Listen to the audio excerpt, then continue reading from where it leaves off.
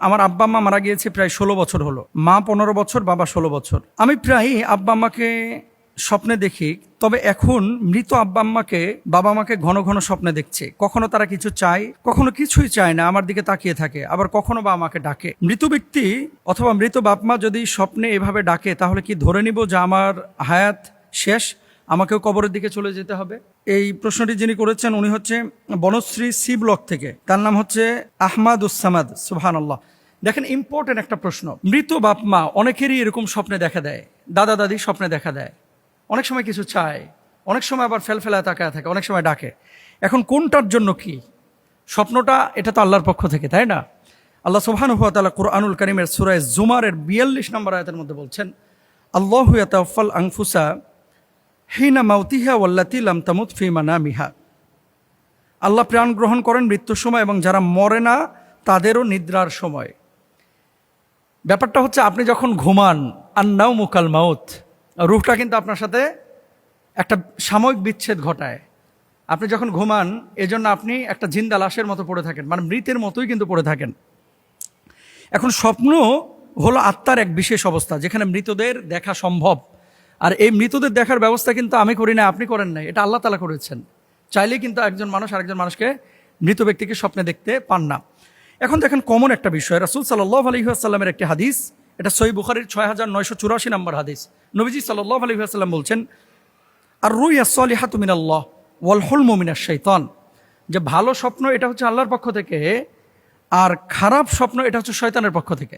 এখন আপনি এই মূলনীতির উপরে, বুখারীর এই হাদিসের উপর ভিত্তি করে আপনি চিন্তা করেন যে আপনার বাপ মা কী অবস্থায় আপনার সাথে দেখা দিয়েছে। যদি আপনার বাপ মা ভালো অবস্থায় আপনার সাথে দেখা দেয়, তাহলে জানবেন যে আপনার আব্বা আম্মা হয়তো ভালো অবস্থায় আছে। যদি খারাপ অবস্থায় দেখা দেয়, তাহলে জানবেন যে আপনার আব্বা আম্মা খারাপ অবস্থায় আছে। তাহলে আপনি করবেনটা কি? আও ওয়ালাদিন সালিহান ইয়াদউলা, বাপমার জন্য দোয়া করেন, রব্বির হামহুমা কামা রব্বায়ানি সগীরা বলে, আল্লাহ আপনি আমার বাপ মাকে ক্ষমা করে দেন, সেভাবে লালন পালন করেন যেভাবে ছোটবেলায় আমাকে লালন পালন করেছেন। এটা হচ্ছে আপনার করণীয়। খারাপ স্বপ্ন যদি দেখেন, আর ভালো স্বপ্ন যদি দেখেন, ধারণা করতে পারেন যে আপনার বাবা বা মা ভালো অবস্থায় আছে, কিন্তু এটা গ্যারেন্টেড না। এটা গ্যারেন্টেড না যে আমার আব্বাকে ভালো অবস্থায় দেখেছি, এর জন্য আমি আর কিছু করার নাই, বাপ মার জন্য কিছু করবো না, আমি আমার মতো চলবে, এমনটা না। এরপরে আসেন যে বাপ মাকে এভাবে বারবার স্বপ্ন আপনি দেখছেন, দেখার পরে আপনার মূলত করণীয় কি? তো করণীয়, ভালো অবস্থায় দেখলে কি করবেন, খারাপ অবস্থায় দেখলে কি করবেন, এটা তো বলেই দিলাম। এছাড়াও আরও কিছু বিষয় রয়েছে, যে আপনার দিকে ফেলফেলায় তাকায় রয়েছে, এটার কি আলাদা কোনো ব্যাখ্যা আছে? এটার আলাদা কোনো ব্যাখ্যা যেহেতু রাসূল সাল্লাল্লাহু আলাইহি ওয়াসাল্লাম থেকে আমরা পাই না, বলতে পারবো না। তবে হ্যাঁ, কোনো স্বপ্নের ব্যাখ্যাকার আল্লামা ইবনে সিরিন সহ তারা বলছেন যে মৃত ব্যক্তি যদি কাউকে ডাকে, তাহলে অনেক ক্ষেত্রে ইঙ্গিত বহন করে হয়তোবা তার হায়াত শেষের দিকে, বা তাকে তার সাক্ষাতের জন্য আহ্বান করা হচ্ছে। এর মানে এটা না যে আপনি 100% ধরে নেবেন যে আপনাকে মৃত ব্যক্তি ডেকেছে, মানে 10 দিনের মধ্যে আপনি মারা যাবেন। ব্যাপারটা এরকম না কিন্তু। এখন আপনি করবেনটা কি? দেখেন, মৃত্যু এটা হচ্ছে মুমিনের জন্য তোহফা, এটা হাদিয়া। মৃত্যু আসা, মৃত্যু বরণ করা, এটা মুমিনের জন্য ভয়ের কোনো কারণ না, এটা ভালো জিনিস।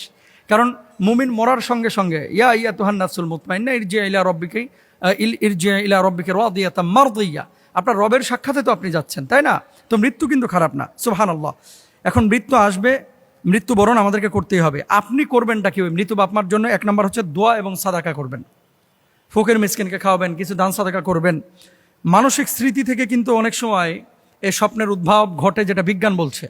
একটা জিনিস যখন বারবার আপনি বেশি ভাববেন, তখন এটা স্মৃতি স্পটে, মনস্তাত্ত্বিকভাবে কিন্তু এটা আপনার ওই রুহানি জগৎ থেকে আপনি স্বপ্নটা দেখেন, এরকম বলে থাকেন।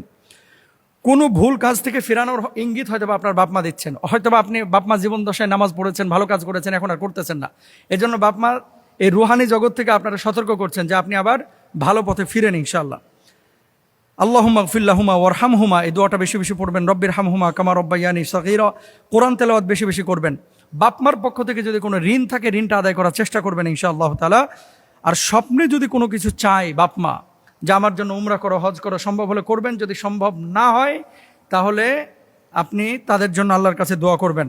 এখন মূল কথা হচ্ছে, স্বপ্নের জায়গায় নবীদের স্বপ্ন ছিল হচ্ছে দিব্যালোকের মতো সত্য, সূর্যের আলোর মতো, পূর্ণিমার চাঁদের মতো সত্য। আমাদের স্বপ্নগুলো সত্যও হতে পারে, মিথ্যা হতে পারে। এই জন্য আমরা খুব বেশি চিন্তাগ্রস্ত হব না, আমাদের করণীয় কাজগুলো করার চেষ্টা করব। আল্লাহ প্রত্যেকের বাপ মাকে জান্নাতুল ফেরদাউসের মেহমান বানায় দেন, ভুল ত্রুটি ক্ষমা করে দেন, আমিন।